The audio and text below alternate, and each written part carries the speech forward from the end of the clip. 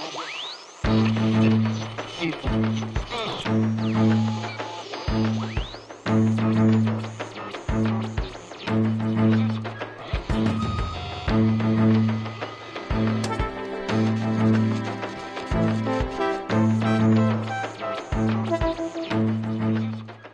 m'appelle Melvin Joss, donc actuellement je suis doctorant en sciences politiques et je m'intéresse à la répression du mouvement animaliste dans le monde.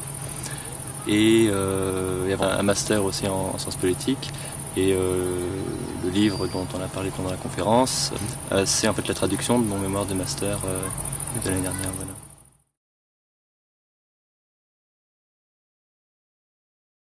Oui, alors en gros, il s'intéresse à la politisation du mouvement en France. Et pour ça, j'ai voulu me baser sur l'exemple du mouvement dans d'autres pays, les stratégies qu'ils ont développées là-bas. Donc j'ai pensé aux Pays-Bas parce que c'est le seul pays au monde où un parti animaliste a obtenu des élus au Parlement. Voir si ça avait marché, pourquoi, est-ce que c'est transférable chez nous, voilà.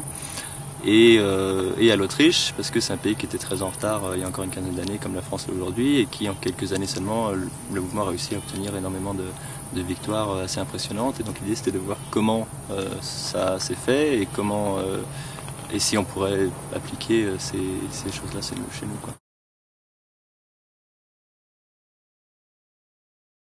Alors moi en fait j'avais commencé à militer il y a 6 ou 7 ans. J'avais commencé avec des actions de sabotage de chasse à courre et des choses comme ça. Et j'étais pas encore végétarien à l'époque, j'avais pas encore fait la relation avec ça. Et c'est petit à petit avec le contact des militants, etc., que j'ai pris conscience de cette dimension-là et que j'ai commencé un peu à théoriser tout ça, à comprendre ce que c'était vraiment que les droits des animaux, etc. Et puis je suis devenu végétarien puis vegan. Voilà.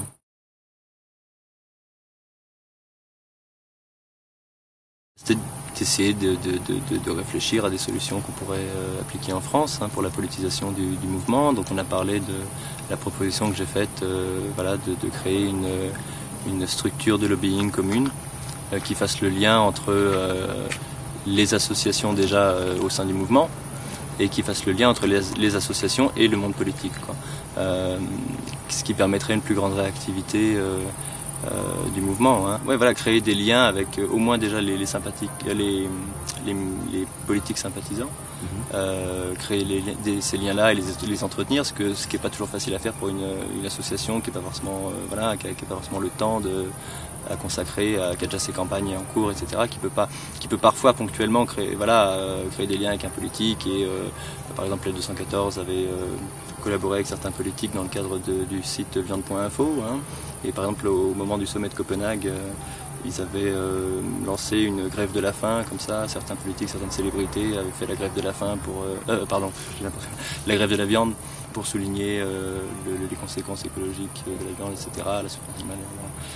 Mais après, pour une structure de ce type, d'une association comme ça, c'est pas évident d'entretenir ces liens-là. Enfin, voilà. Donc là, ça serait le rôle d'une structure comme ça.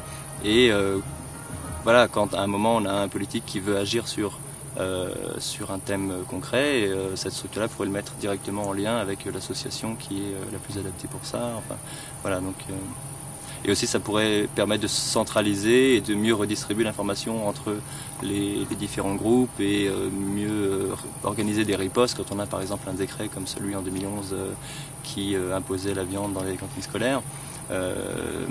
Ça c'est un décret, bon ça c'est pas comme une loi qui est votée au Parlement, etc. On le voit venir, là ça vient, faut réagir rapidement si on veut vraiment faire quelque chose, et donc une structure comme ça permettrait d'avoir plus de synergie, plus de réactivité dans le mouvement quand